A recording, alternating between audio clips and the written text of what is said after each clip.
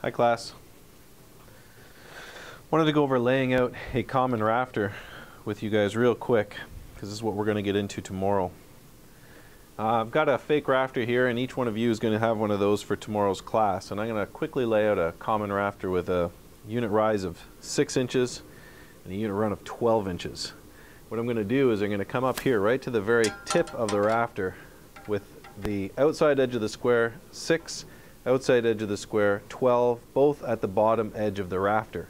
It's really important that we do this, and our first plumb line is going to line right at the tip. Alright, then what we're going to do is we're going to come down our calculated line length for the rafter. So in this case here, because I don't have a tape measure on me, what I can do is I can come down 2 feet. Let's just say that our calculated line length for our rafter is going to be 4 feet to keep the demonstration simple. What I'm going to do at this point is I'm going to lay out another plumb line, 6 and 12. Alright, so here we have 6 and here we have, 12 is off the end of the rafter. Not a big deal. I'm going to flip the rafter over and I'm going to flip it back. So I'm still going to produce a 6 top edge of the rafter and a 12 top edge of the rafter. So 6 and 12, outside edge of square, outside edge of square, top of rafter, top of rafter. You can keep that straight, you'll be doing just fine. There's your second plumb line. They're parallel lines.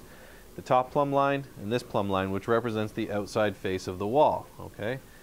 We'll even write that.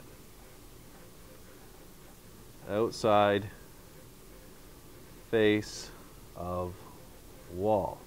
Now I'm going to come down my calculated tail length. So let's just say that I had a tail that was 6 inches long on this rafter.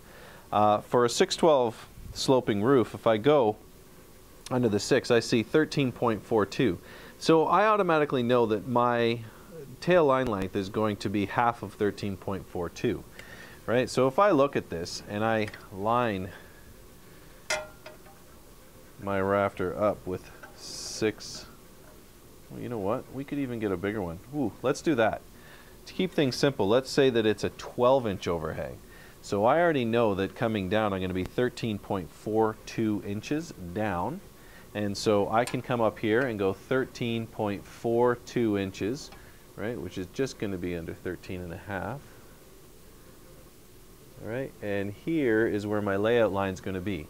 Now again, I've got to flip and I have to flip. Okay, so I've got my 6 here, my 12 there, and I'm going to lay out this rafter tail. And I'm only going to grab that much of the stock. Now that's going to be just fine, because what I have to do is I have to shorten the top, I have to shorten the bottom. At the bottom, because I'm going to put a full 2x6 typically on for a fascia, I'm actually going to shorten the bottom of the rafter 1.5 inches. The tongue of my framing square is 1.5 inches, so I'm going to come over here and I'm going to shorten it 1.5 inches.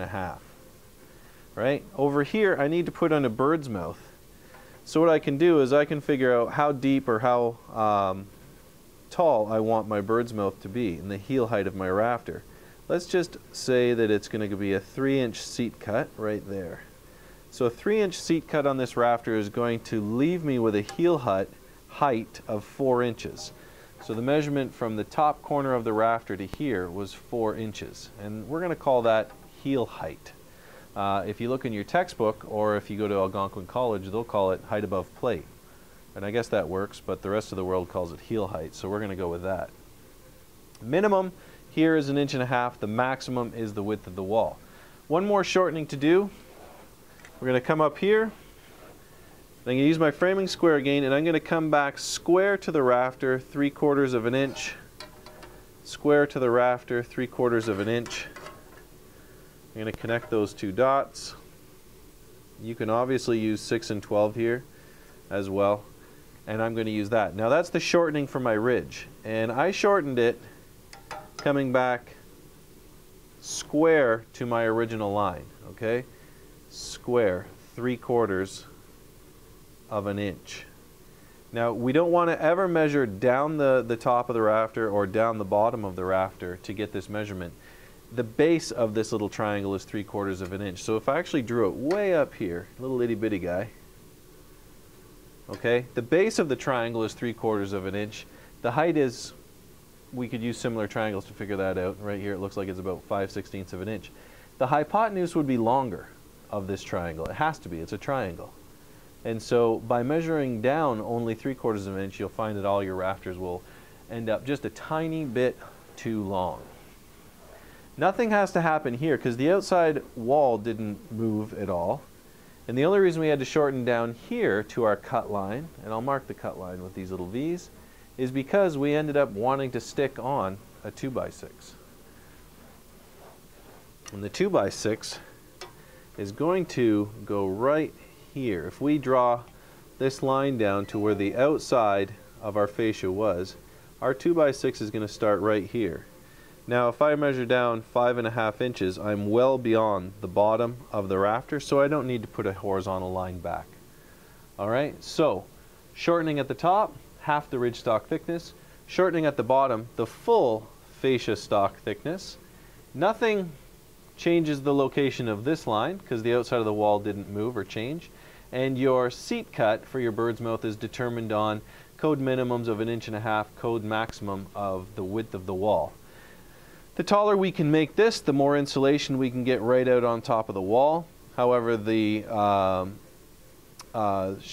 taller we make it, then the smaller the bird's mouth gets. And when you get into wee tiny little bird's mouths, I'll draw one on here at the code minimum 1.5 inch, right there.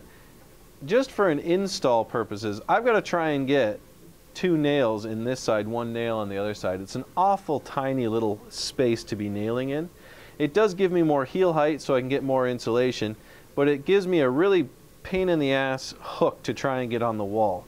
So we try and just use our eye and come up with something that's going to be both easy to nail, securing the rafter down to the wall, will hook and hold the wall in, but still leave us with a fair amount of insulating space up above. So that's laying out a common rafter. This particular one had a total run of 4 feet, which was 4 units of 13.42.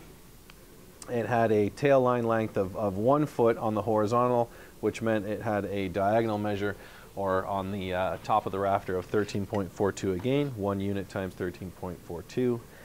Our original layout for our outside of our fascia, we came back perpendicular 1.5 inches.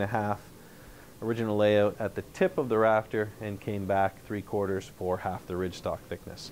So have a look at this, and then you'll be a little bit further ahead for tomorrow's theory class when we do this 3 or 4 times as a group. Okay, thanks guys.